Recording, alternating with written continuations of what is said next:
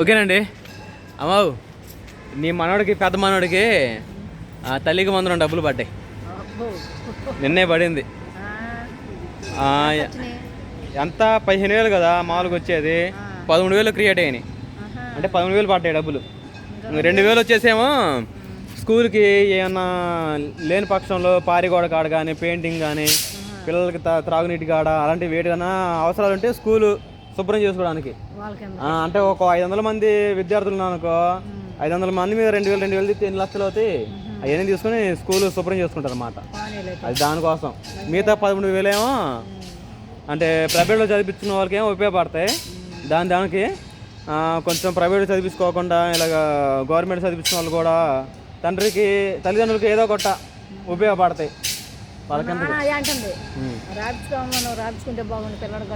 రాపించుకున్నా. సుహాసిని పడవు. సుహాసిని 4 సంవత్సరాలేగా, 6 సంవత్సరాలు ఉండాలి. 6 సుహాసు ఫస్ట్ క్లాస్ కదా. ఫస్ట్ క్లాస్లో ఉండి 6 సంవత్సరాలు నిండితే వాళ్ళకి ఖచ్చితంగా తల్లికి వందనం తల్లి అకౌంట్లో పడతాయి. అది కూడా తండ్రికి కూడా పడవు. రాజకుమారికి ఎస్బీఐలో ఓపెన్ చేయించా. అది ఎప్పుడు పాత అకౌంటే. దానికి బల్ల డబ్బులు పడపోయేసరికి అది రిజెక్ట్ అయ్యి పేరు వెనుకొచ్చిన తర్వాత నరేష్ అన్న వీళ్ళందరూ ఉన్నారు కదా, ఇంకా వాళ్ళందరూ ఇన్ఫర్మేషన్ చెప్పారు మనకి మీ సేవ నుంచి, అంటే సచివాలయం నుంచి చెబితే మీ పేరు ఇట్లా రిజెక్ట్ అయింది, కొత్త అకౌంట్ ఓపెన్ చేయమంటే మళ్ళీ నేను సుహాసినికి సుకన్య స్కీమ్ ఓపెన్ చేయించా. అది నా పేరు మీద పోస్ట్ ఆఫీస్లో ఓపెన్ చేయించా. మళ్ళీ పోస్ట్ ఆఫీస్లో మళ్ళీ రాజకుమార్కి కొత్త అకౌంట్ ఓపెన్ చేస్తే డబ్బులు పడతాయి అన్నారు. మళ్ళీ పోస్ట్ ఆఫీస్కి వెళ్ళి ఆ పిల్లకి అకౌంట్ ఏదో ఓపెన్ చేయించా. ఇప్పుడు ఆ అకౌంట్లో పోస్ట్ ఆఫీస్లో పడ్డాయి డబ్బులు, పెద్ద డబ్బులు. నిన్న 13,000 7 గంటలు 8 గంటలప్పుడు పడ్డాయి డబ్బులు. 13,000. నరేషానికి నలుగురు కూతుర్లుగా, అన్నకి 4 మీద 40,000, మళ్ళీ 4 మూల 12, 52,000 పడ్డాయి 4 ఆడపిల్లల మీద. పానీలే అన్నకి దేనొక కుడి చేతిలో ఉపయోగపడతా ఉంటాయి. ఎందుకమ్మా అంటున్నా, ప్రైవేట్లోనే గవర్నమెంటే ఇచ్చిద్ది బట్టలైనా ఫుడ్ అయినా. ఇంకా మన ప్రైవేట్లో కానీ సరిగ్గా ఫుడ్ మనమే పెట్టుకొని పోతున్నాం. అదే గవర్నమెంట్లో రోజు గుడ్డు ఉండిద్ది, మంచి భోజనాలు ఉంటాయి, యూనిఫాము. పిల్లల్ని ఏంటంటే 5th వరకు అని చదివించుకొని పెద్దవాడిని తర్వాత నవోదయ ఏదైనా రాపితే సీట్ వస్తే చదివించుకోవచ్చు అన్న ఉద్దేశంతో నేను ప్రైవేట్లో చేర్చా. ఇద్దరి మీద 26,000 సుహాసినికను సాహస్ గాడికి. అది కాక మేము పనులకి వెళ్తుంటాం నేను. ఇంకా అదే ప్రైవేట్ గవర్నమెంట్లో అనుకో పిల్లలు ఒక్కోసారి వచ్చినా చేసినా ఇంటికాడ ఉండి చూసుకుని ఎవరు ఉంటారుగా. కొంచెం ప్రైవేట్లో అనుకో చుట్టూరు పారే కూడా ఉండి తలుపులు వేసేస్తారు, బయటికి రాకుండా ఉంటారన్న ఉద్దేశంతో 2 పిల్లల్ని వేసి అలాగనే కొంచెం పునాదులు ఉన్నప్పుడే వాళ్ళని గట్టిగా నిలబెడితే బాగుండదని వేసానంత తప్ప మన దగ్గర ఏం కట్ల ఉండి కాదు చేసుకో. మీరు అప్పుడు ప్రైవేట్ చిన్నప్పుడు చేస్తే 5th 6th వరకు రోజు నేను ఎంత దూరం నడుచుకుంటూ పోయేవాళ్ళం. హైదరాబాద్ కదమ్మా, నిర్మల్లో. నిర్మల్ పక్కన ఖానాపూర్, ఆదిలాబాద్ దగ్గర శివాజీ స్కూల్లో ఏదో ఉందిగా, అక్కడ నడుచుకుంటూ పోయేవాళ్ళం ప్రైవేట్లో.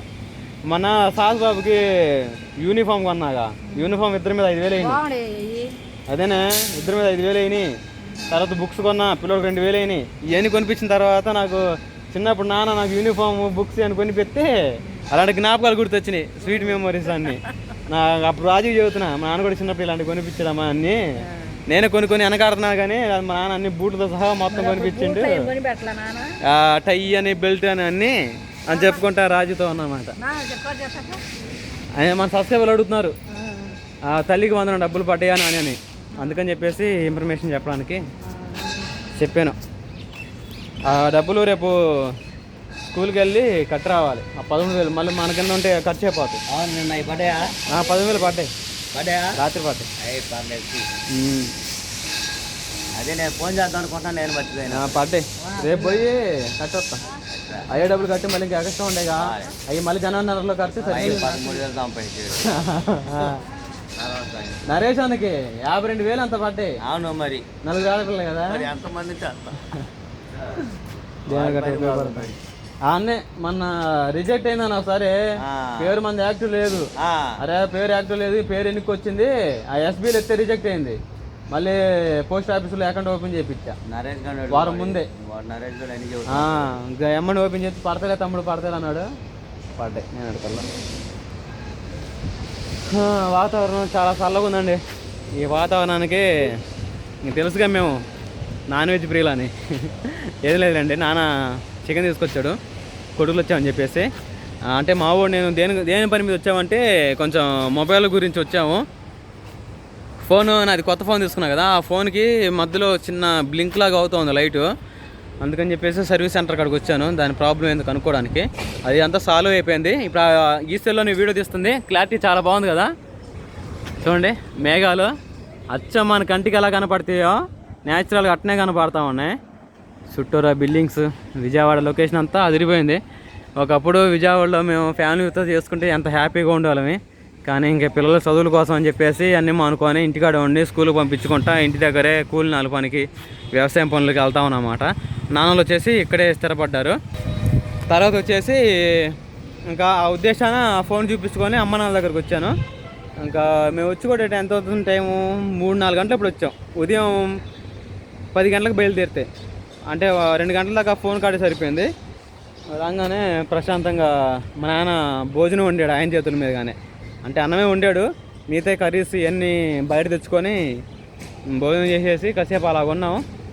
తర్వాత మళ్ళీ సాయంత్రం అయింది కదా, వెళ్దాం అనుకున్నాం అసలు మామూలుగా. ఎందుకంటే రాజీ 3 పిల్లలు ఇంటికాడ ఇబ్బంది పడతాం, అలానే సుబ్బు చిన్న కూతురు కూడా ఉంది కదా, ఇంటికాడ ఇబ్బంది పడతారులే ఆడవాళ్ళు అని చెప్పేసి వెళ్దాం అనుకున్నాం. కానీ మా నాన్న దగ్గరికి రాక వచ్చాము. మరి వాళ్ళ దగ్గర కూడా ఉండాలి కదా, తల్లిదండ్రులే కదా ముఖ్యం మనకి. దైవం తర్వాత తల్లిదండ్రులే దైవం కాబట్టి వాళ్ళ దగ్గర కూడా ఈరోజు ఈ నైట్ స్పెండ్ చేసి రేపు ఉదయాన్నే చీకటితోనే వెళ్ళిపోతాము. ఇంకెక్కడిగా ఇంకా మా వాడే తెగ తిరుగుతాను నాన్నతో.